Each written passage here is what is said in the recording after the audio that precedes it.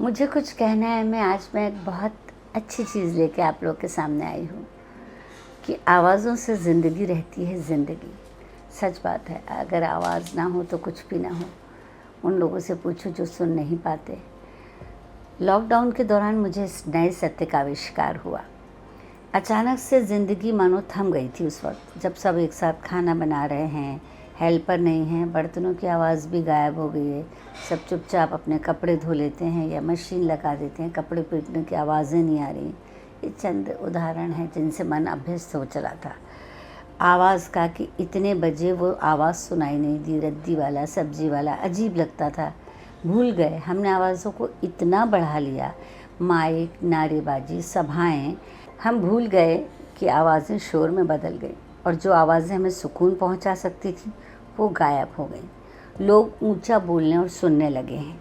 मुझे भी लगने लगा कैसे मुर्दान की छा गई है लॉकडाउन में, क्योंकि इस शोर को हमने आवाज़ समझ लिया था। फिर भी मुझे याद आया कि इस शोर से घबराकर हम ध्यान करते हैं, रेकी करते हैं, आर्ट ऑफ लिविंग करते हैं, विपश्यना में जाते हैं या वीकेंड में फार्म हाउस पे चले जाते हैं।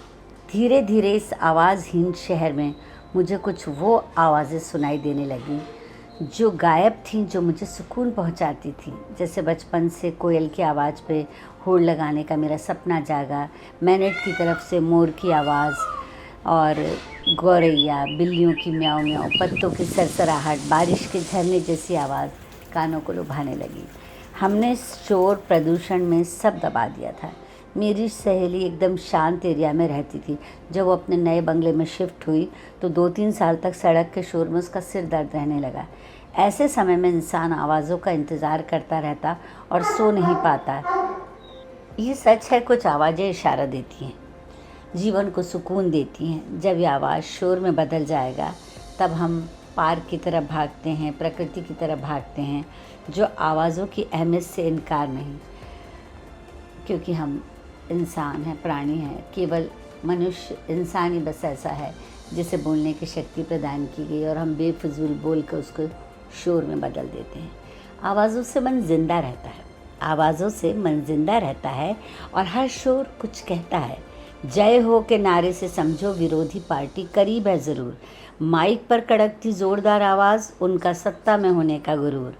नौकर पर दहाड़ने की रीत, रगों में दौड़ता सामंती संस्कार का प्रतीक।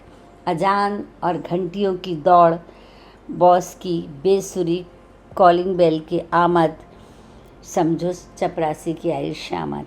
शाम को चिर परिचित बेचैन हॉर्न की आवाज़, पापा के ऑफिस से लौटती कार, घर में घुसते ही बर्तन पटकने की आवाज़, जंग के छाने वाले काले बादलों की शुरुआत, घर में घुसते ही सुरीली गज़ल की तान, मधोश शाम का प्यार भरा पैगाम, उनके फ़ोन की दिल धड़काती ट्रिन ट्रिन, मानो मोहब्बत की पहली खुशनुमा रिमझिम।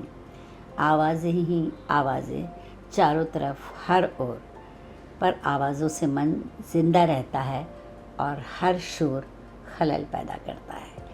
तो हमने इन आवाज़ों की आदत डाल ली है, पर अब साउंड प्रदूषण इतना बढ़ रहा है कि आवाज़ें शोर में बदल गई हैं। ये तो बाहरी शोर की बात थी। अगर हम सबसे पहले मन के भीतर के शोर को शांत कर सकें तो हमें बाहर का शोर उतनी तकलीफ़ नहीं पहुंचाएगा। इसका सबसे सस्ता बढ़िया उपाय है, अपना मनपसंद काम में डूब जाओ, कुदरत के करीब रहो, एक अगरबत्ती जलाकर थोड़ा सा ध्यान करो। बस मुझे आज यही कहना है। शुक्रिया।